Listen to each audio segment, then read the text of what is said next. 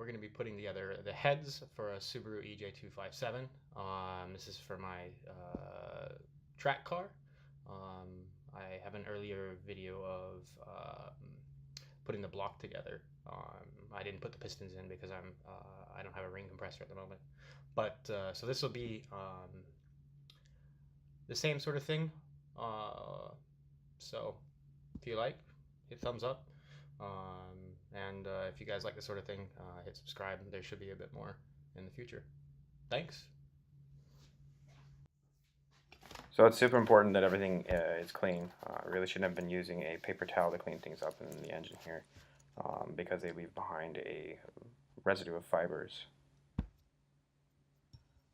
What's also important is that you keep everything really well organized and the valves go into the correct seats that they've been machined for. If you don't end up doing that, then you can end up with valves that don't seat properly and compression leaks and loss of power. So you really don't want that, so make sure that you organize them. You can see over to my left that I've organized all of the valves in order, and I've also written on them in the cardboard there. It's just it's sitting there and all of the valves are ordered in the appropriate order in which they're supposed to go into the head, so it's impossible to mix them up. I also took photographs of them. So first off, I clean off all the valves, then I oil the valve seats and oil them before I insert them into the head.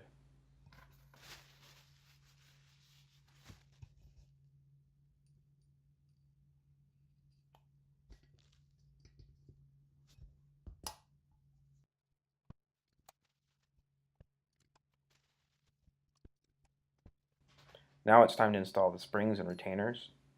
First in with the washer.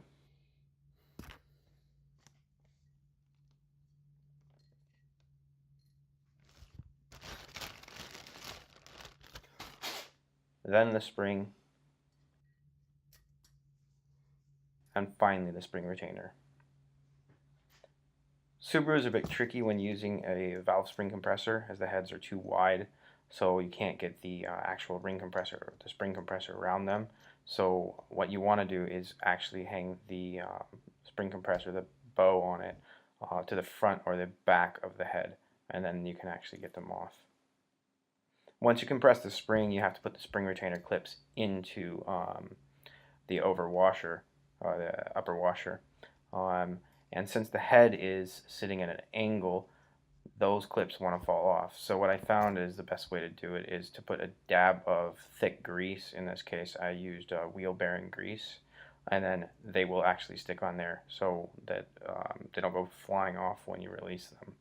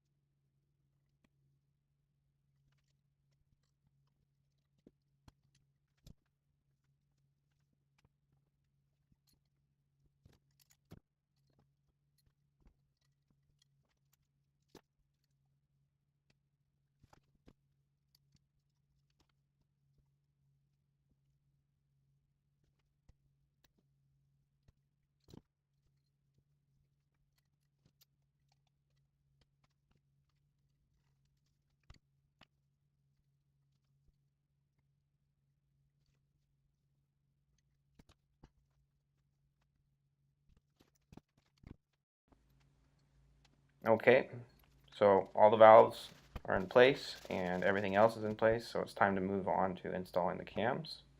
Again, I marked the cams so I wouldn't mix them up.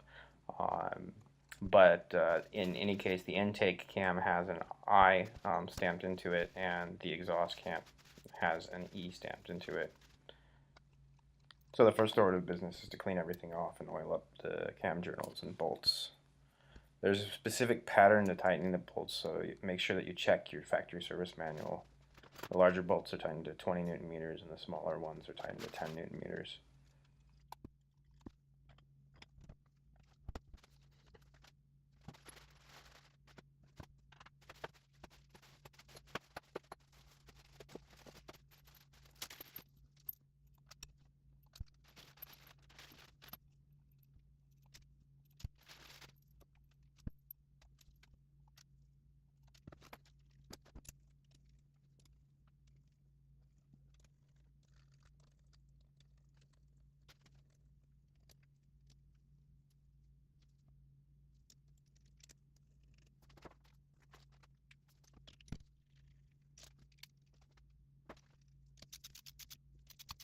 Right, I'm all done with the assembly now. The only thing left to do is to bolt them onto the block and adjust the valve latch.